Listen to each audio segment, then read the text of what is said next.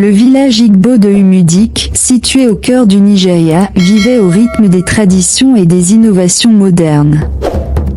Le contraste entre les maisons en terre battue et les constructions plus récentes en béton était frappant, tout comme la coexistence entre les anciens rites et les aspirations contemporaines.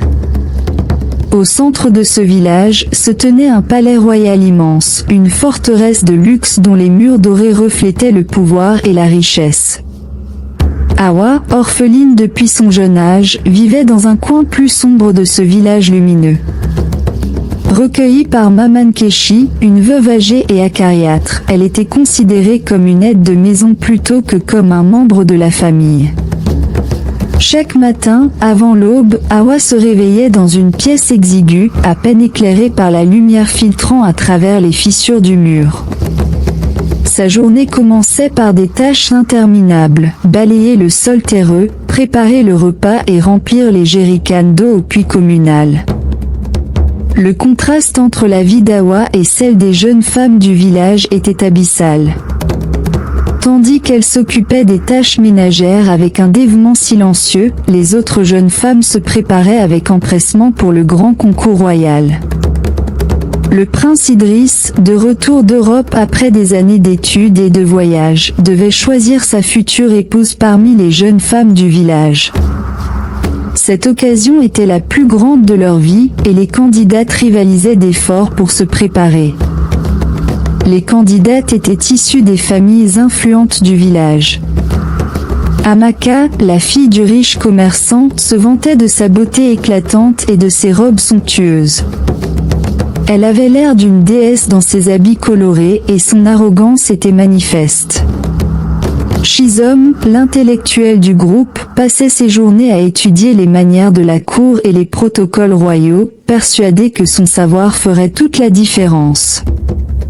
Ngozi, la danseuse, enchantait le village avec ses performances vibrantes et ses talents, convaincue que ses arts séduiraient le prince.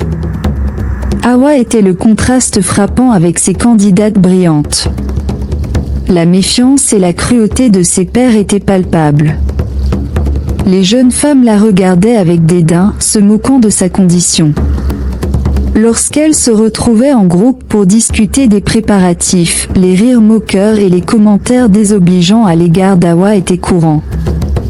Elle l'appelait « la fille du dénuement » et se moquait de sa tenue usée, la traitant comme une paria. Le concours royal approchait et le village se mettait en scène pour l'occasion. Les rues étaient décorées de tissus colorés et les gens discutaient avec excitation des épreuves qui attendaient les candidates. Les jeunes femmes se préparaient avec soin, chacune d'elles espérant impressionner le prince Idriss et obtenir le titre tant convoité de princesse. Pour elles, le concours était plus qu'un simple événement, c'était une chance de changer leur destin et d'accéder à une vie de luxe et de pouvoir. Awa, de son côté, continuait son quotidien sans se laisser affecter par les grands événements qui se déroulaient autour d'elle. Elle était un témoin silencieux des festivités, une observatrice des préparatifs et des rivalités. Tandis que les candidates se pomponnaient et se vantaient de leurs atouts, elle poursuivait ses tâches avec une routine presque méditative, marquant le contraste entre son existence simple et celle des jeunes femmes qui cherchaient à captiver l'attention du prince. À mesure que le jour du concours approchait, la tension montait dans le village. Chaque famille, chaque candidate, se préparait à ce qui serait probablement le moment décisif de leur vie. Les jeunes femmes qui, jusqu'alors, avaient montré peu de considération pour Awa, se retrouvaient maintenant au cœur de l'attention, tandis qu'Awa, malgré son rôle marginal, demeurait une partie indissociable du tissu du village. La vie d'Awa était simple et marquée par l'absence d'opportunités. Pourtant, la grandeur et l'importance du concours royal ne la touchaient pas directement, du moins jusqu'à ce que le destin se joue d'une manière inattendue. Sa vie, plongée dans l'ombre des festivités et des ambitions, allait bientôt se retrouver sous un jour nouveau, mais pour l'instant, elle continuait à vivre en marge, attentive aux événements sans y participer réellement. Le village Igbo, habituellement paisible, était en effervescence. Depuis des semaines, les rumeurs couraient que le prince Idriss, fils unique du roi et de la reine, était sur le point de revenir de son long séjour en Europe pour choisir sa future épouse. Le village tout entier bouillonnait d'excitation à l'idée de ce grand événement. L'arrivée du prince Idriss. Le jour tant attendu arriva finalement. Une file de voitures de luxe traversa les rues étroites du village, attirant les regards curieux des villageois. Les enfants couraient derrière les voitures, riant et criant de joie. Les anciens, eux, se tenaient à l'écart, observant avec un respect silencieux. Le prince Idriss, vêtu d'un costume élégant mais sobre, était assis dans la voiture de tête. Bien que son séjour à l'étranger l'ait éloigné des traditions de son peuple, il était resté profondément attaché à son village natal. Ses traits étaient empreints de sérénité, mais aussi d'une certaine gravité, conscient du devoir qui l'attendait. En arrivant au palais, il fut accueilli par ses parents, le roi et la reine, ainsi que par une délégation de notables du village. Les tambours retentirent et les danseurs traditionnels exécutèrent une performance énergique pour célébrer son retour. Après les salutations et les rituels d'usage, le prince Idriss monta sur l'estrade pour faire une annonce officielle. « Mes chers amis », commença-t-il d'une voix forte et assurée, « comme vous le savez, l'heure est venue pour moi de choisir celle qui deviendra ma femme et votre future princesse. Dans une semaine, un concours aura lieu ici, au palais, pour déterminer qui parmi vous aura cet honneur. Que toutes les jeunes femmes du village se préparent et montrent leur dignité et leur talent. Que la meilleure d'entre vous soit choisie. » Les villageois acclamèrent cette annonce avec enthousiasme, et l'excitation monta encore d'un cran. Les réactions du village. Une frénésie s'empara du village. Chaque maison où vivait une jeune femme en âge de se marier se transforma en un centre d'activité fébrile. Les familles des candidates préparaient leurs filles avec soin, leur enseignant les bonnes manières, les traditions royales et les compétences nécessaires pour impressionner le prince. Les candidates les plus en vue étaient bien connues dans le village. Il y avait Fatou, grande, élégante, avec la peau foncée et des traits nobles, connue pour sa beauté époustouflante et son aisance à la danse traditionnelle. Sofia, petite, claire de peau avec des cheveux tressés, énergique et volontaire, une jeune femme issue d'une famille influente, qui se vantait souvent de ses talents culinaires. Et puis il y avait Mariam, cheveux crépus, un regard perçant, et un corps mince et athlétique, connue pour son intelligence et sa maîtrise de l'art oratoire. Chacune d'elles rêvait de porter la couronne et de devenir princesse. Cependant, au milieu de toute cette agitation, Hawa continuait sa vie comme si de rien n'était. Bien qu'elle soit en âge de participer au concours, personne, y compris elle-même, ne l'imaginait dans ce rôle. Orpheline et servante chez Maman Keshi, Hawa n'avait ni les moyens ni l'ambition de concourir pour la couronne. Pourtant, cela n'empêchait pas les candidates de la maltraiter. Interaction des candidates avec Hawa. Alors que le concours approchait, les candidates devenaient de plus en plus nerveuses et leur frustration se tournait souvent vers Hawa. Un jour, alors qu'elle puisait de l'eau au puits, Fatou et Sofia la croisèrent. Le mépris dans leurs yeux était palpable. « Regarde-toi » lança Fatou en la toisant de haut en bas. « Tu n'as même pas de chaussures décentes, et tu penses que quelqu'un comme toi pourrait même être considéré pour ce concours. Ridicule !» Sofia renchérit, « Ce serait une honte pour le village si une servante comme toi se tenait aux côtés du prince. Reste à ta place, Hawa. » Hawa, habituée à ce genre de traitement, baissa les yeux et continua son chemin sans répondre. Les paroles des filles ne la blessaient plus autant qu'avant. Elle avait appris à vivre avec le mépris et la dureté des autres. Le début du concours. Le jour du début du concours arriva.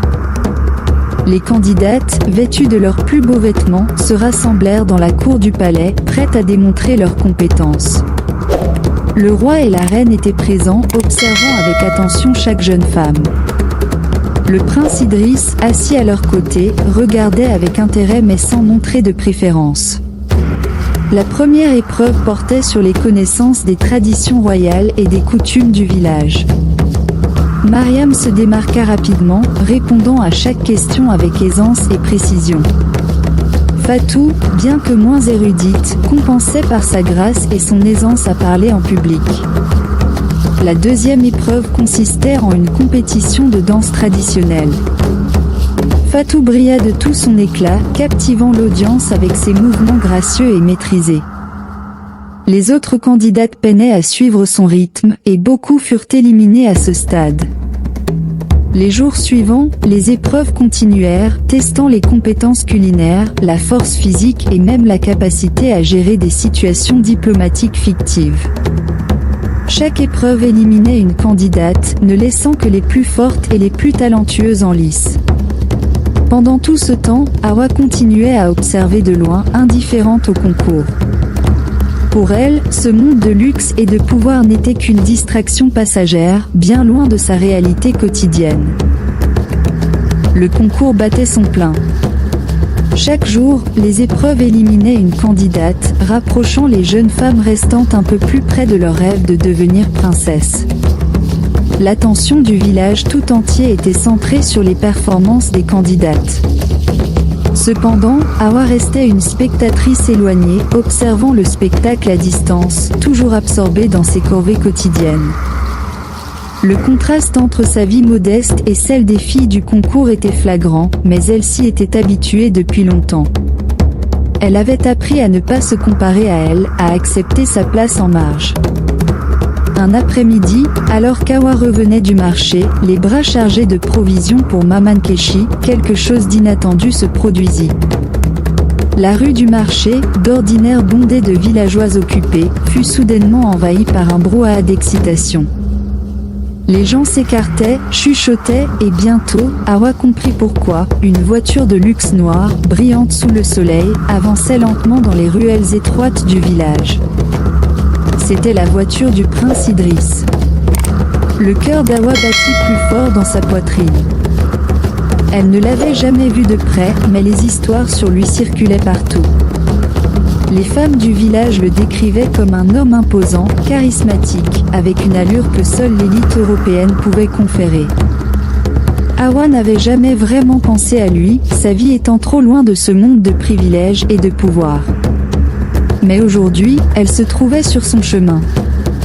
La voiture s'arrêta brusquement alors qu'Hawa traversait la rue, évitant de peu une collision. Elle leva les yeux, surprise, et son regard croisa celui du prince Idriss à travers la fenêtre baissée de la voiture. Il la fixa un instant, comme s'il avait été frappé par quelque chose d'indéfinissable. Le temps sembla se figer. Hawa, prise au dépourvu, baissa rapidement les yeux, embarrassée. Elle continua son chemin, espérant se fondre dans la foule. Mais le prince Idriss ne pouvait pas détourner son regard. Il avait vu quelque chose en cette jeune femme, quelque chose qu'il n'avait pas trouvé parmi toutes les candidates du concours. Ce n'était ni sa beauté ni son élégance qui l'avait frappé, mais plutôt une aura de force tranquille et d'humilité qui émanait d'elle. Cette rencontre inattendue éveilla en lui une curiosité qu'il ne pouvait pas ignorer. Le prince Idriss fit signe à son chauffeur de s'arrêter. Il descendit de la voiture, ses gardes l'escortant immédiatement. Les villageois autour de lui le saluèrent respectueusement, mais il ne prêta guère attention à leurs salutations. Ses yeux cherchaient Hawa dans la foule, mais elle avait déjà disparu dans une ruelle. Déterminé à en savoir plus, il interrogea un vieil homme assis devant sa maison. « Cette jeune femme, demanda Idriss, celle qui portait des provisions, savez-vous qui elle est ?» Le vieil homme hocha la tête et répondit, « C'est Hawa, orpheline depuis sa naissance. Elle vit avec Maman Keshi, une vieille veuve. La pauvre fille n'a jamais eu de chance dans la vie. » Ces paroles résonnèrent dans l'esprit du prince. Il se tourna vers l'un de ses gardes et lui ordonna, « Trouve cette maison. Je veux savoir qui est cette fille. » Pendant ce temps, Hawa était rentrée chez elle, ignorant complètement l'effet qu'elle avait eu sur le prince. Elle continua ses tâches habituelles, sous les ordres stricts de Maman Keshi. rien dans son quotidien ne laissait présager que quelque chose de fondamental allait bientôt changer. Le prince Idriss, quant à lui, n'avait pas l'intention d'oublier cette rencontre. Le soir même, il fit appel à un ancien du village, un homme sage et respecté, pour en savoir plus sur la famille d'Awa. L'ancien, après avoir écouté avec attention les questions du prince, lui expliqua l'histoire tragique d'Awa, son enfance sans parents et la vie difficile qu'elle menait sous la tutelle de Maman Keshi. C'est une fille discrète et humble, conclut l'ancien. Elle ne cherche pas l'attention, mais elle est forte, malgré tout ce qu'elle a traversé. Le prince Idriss resta pensif après cet échange. Quelque chose en lui avait changé depuis cette rencontre. Il ne savait pas encore ce que cela signifiait, mais il se sentait attiré par cette jeune femme qui semblait si différente des candidates du concours. Le jour suivant, le prince fit une visite discrète dans le quartier où vivait Awa. Il ne voulait pas éveiller l'attention, mais il souhaitait voir de ses propres yeux l'endroit où elle vivait. De loin, il aperçut la petite maison en terre battue où elle habitait. La simplicité et la modestie du lieu contrastaient fortement avec le luxe auquel il était habitué. Pourtant, il se sentait étrangement en paix en observant cet endroit. De retour au palais, Idriss ne pouvait plus ignorer les sentiments qui grandissaient en lui. Malgré les attentes de ses parents et la pression du concours, il savait qu'il devait suivre son instinct. Mais comment réagirait le village s'il choisissait quelqu'un d'aussi éloigné des candidates officielles? Comment ses parents, le roi et la reine, réagiraient-ils s'ils décidaient de choisir Awa, cette orpheline méprisée par les autres femmes du village? Le jour de la grande cérémonie finale approchait à grands pas et la pression s'intensifiait. Les candidates restantes se préparaient avec encore plus de ferveur, convaincues que l'une d'elles serait bientôt couronnée princesse. Le village tout entier était en effervescence, les discussions sur le choix imminent du prince occupaient tous les esprits. Awa, elle, continuait à vivre sa vie ordinaire, inconsciente des bouleversements qui se tramaient autour d'elle. Tandis que le prince Idriss se préparait à faire un choix qui changerait non seulement sa vie, mais aussi celle d'Awa et de tout le village, le destin les rapprochait inexorablement. Le concours pour devenir la future princesse atteignait son point culminant. Chaque jour, les épreuves devenaient plus ardues, testant non seulement l'intelligence et les compétences des candidates, mais aussi leur capacité à rester dignes sous la pression. Les jeunes femmes, qui au départ se présentaient sous leur meilleur jour, commençaient à dévoiler leurs failles au fur et à mesure que les défis se multipliaient. Le premier défi de cette journée était un test de savoir-faire traditionnel. Les candidates devaient démontrer leur maîtrise des arts domestiques, comme la préparation de mets locaux ou la confection d'habits traditionnels. Les plus ambitieuses tentèrent d'impressionner le jury avec des plats complexes et des tenues somptueuses, tandis que les autres, de plus en plus nerveuses, accumulaient les erreurs. Yasmine, l'une des favorites, se montrait arrogante, croyant que son statut et sa beauté suffiraient à éclipser ses défauts. Cependant, lors de la préparation du plat traditionnel, elle renversa par inadvertance le contenu d'une marmite brûlante sur le sol, trahissant son manque d'expérience et son impatience. Les murmures désapprobateurs parcoururent la foule tandis que Yasmine jetait des regards furieux aux autres candidates. Fatoumata, plus discrète mais déterminée, réussit son épreuve avec brio. Sa nourriture fut saluée pour sa simplicité et son authenticité. Pourtant, elle n'hésitait pas à jouer sur l'insécurité des autres candidates, les critiquant discrètement, mais suffisamment pour semer la discorde. Les tensions entre les jeunes femmes montaient en flèche. Chaque épreuve rapprochait un peu plus l'une d'elles de la couronne, et les rivalités devenaient de plus en plus évidentes. Yasmine, vexée par son échec, commença à diffuser des rumeurs malveillantes sur Fatoumata, prétendant qu'elle trichait pour obtenir des résultats parfaits. Les autres candidates, tout aussi méfiantes, se prenaient au jeu, formant des alliances fragiles et précaires. Au cœur de ces querelles, Awa continuait d'observer de loin. Bien qu'elle ne fût pas une participante officielle, elle attirait malgré elle l'attention des autres candidates. Leur mépris pour elle était palpable. Awa, qui devait encore s'acquitter de ses corvées quotidiennes pour Maman Keshi, subissait en silence leur raillerie. Lorsqu'elle passait à proximité du lieu du concours, les jeunes femmes lui lançaient des regards dédaigneux et parfois des paroles blessantes. « Regarde-la, cette servante. Elle n'a rien à faire ici », murmurait Yasmine en riant. Peut-être espère-t-elle qu'en nous observant, elle apprendra quelque chose. Pendant ce temps, le prince Idriss poursuivait discrètement ses investigations sur Hawa. Bien qu'il fût tenu de suivre de près le concours, son esprit revenait sans cesse à cette jeune femme qu'il avait rencontrée par hasard. Sa curiosité s'était transformée en une quête pour comprendre qui elle était réellement. Il envoya ses hommes interroger discrètement les villageois sur la vie d'Hawa, souhaitant connaître les détails de son passé. Il apprit ainsi de nombreuses histoires sur sa résilience face aux adversités. Hawa n'était pas seulement une orpheline, elle était une jeune femme d'une force intérieure rare, qui avait survécu à des épreuves que beaucoup n'auraient pas pu endurer. Idriss fut impressionné par la manière dont elle continuait à mener sa vie avec dignité, malgré les railleries et les difficultés. Une après-midi, alors qu'il se promenait discrètement dans le village, Idriss vit Hawa aider une vieille femme à transporter un panier lourd. Cette scène, bien que simple, le toucha profondément. Il constata que la bonté d'Hawa n'était pas feinte, mais faisait partie de sa nature intrinsèque. Cela renforça sa conviction que cette jeune femme avait quelque chose de spécial que les autres candidates n'avaient pas. Le dernier jour du concours arriva avec une épreuve destinée à tester non seulement les compétences pratiques, mais aussi l'ingéniosité et la résilience des candidates.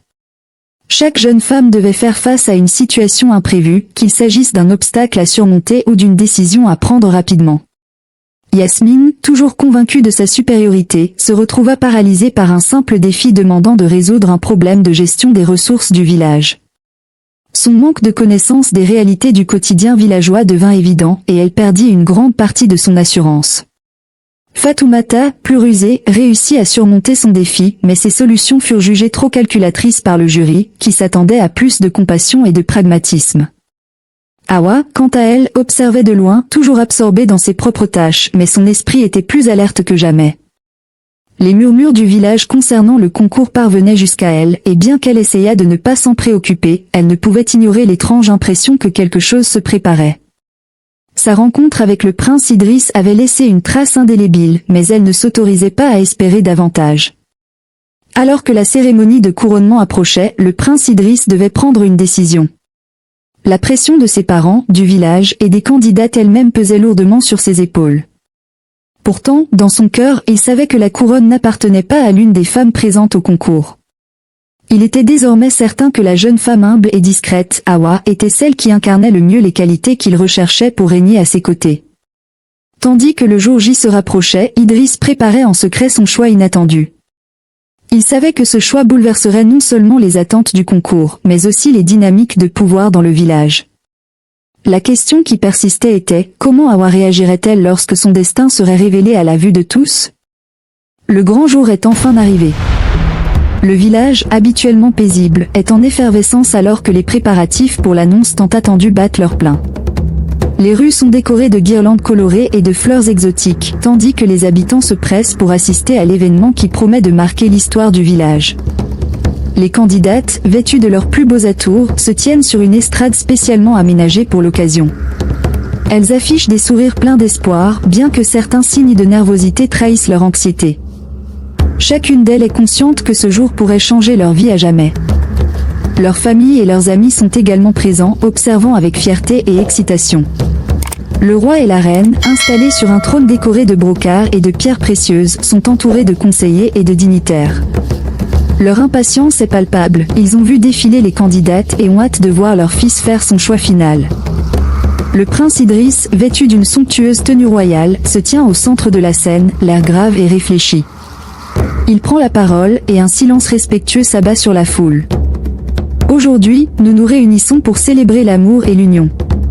Je vous remercie tous pour votre patience et votre soutien tout au long de ce concours. Cependant, je dois vous annoncer une décision qui pourrait vous surprendre. À ce moment, la foule murmure, l'excitation et la curiosité se mêlant à un sentiment grandissant de suspense. Les regards se tournent vers les candidates, chacune espérant être celle que le prince choisira.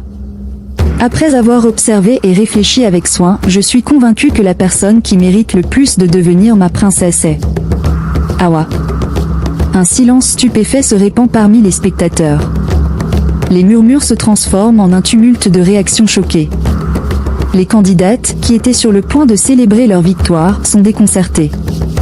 Les familles des autres jeunes femmes affichent des expressions de surprise et de désapprobation, tandis que les membres de la famille royale, y compris les parents du prince, échangent des regards perplexes et inquiets. Hawa, qui est restée en retrait, ne peut cacher sa surprise. Elle se tient à l'écart, observant la scène avec un mélange d'émotions, de l'incrédulité, de l'angoisse, mais aussi une lueur d'espoir qui commence à poindre. Le prince Idriss, voyant la réaction de la foule, poursuit avec une justification claire et sincère. J'ai choisi Hawa non pas pour son apparence ou pour son statut social, mais pour la force intérieure, la bonté et l'authenticité qu'elle incarne. Au lieu de se laisser abattre par le mépris et les épreuves, elle a démontré une dignité et une résilience exceptionnelles. C'est cette force qui me convainc qu'elle sera une excellente partenaire et une princesse juste et compatissante. La foule, bien que réticente au début, commence à murmurer d'approbation alors que la décision du prince prend forme dans l'esprit des spectateurs. Les murmures se transforment en applaudissements sincères lorsqu'Hawa est appelée sur scène. Le couronnement d'Hawa se déroule avec solennité. Elle est couronnée de la précieuse diadème royale, symbolisant sa transformation de la risée du village à la gloire royale. Les cris de joie et les applaudissements résonnent dans le village, marquant le début d'une nouvelle ère pour Hawa et pour le royaume. Les candidates et leurs familles, bien qu'encore sous le choc, assistent avec respect à la cérémonie. Le roi et la reine, bien que d'abord hésitants, montrent un signe d'acceptation en souriant à la nouvelle princesse. La cérémonie se conclut par une célébration grandiose, avec des festins, des danses et des réjouissances, célébrant le triomphe d'Hawa et l'union du prince Idriss avec sa nouvelle épouse. Ainsi se termine l'histoire de la transformation d'Hawa, de la risée du village à la gloire royale, marquant une nouvelle page dans l'histoire du royaume.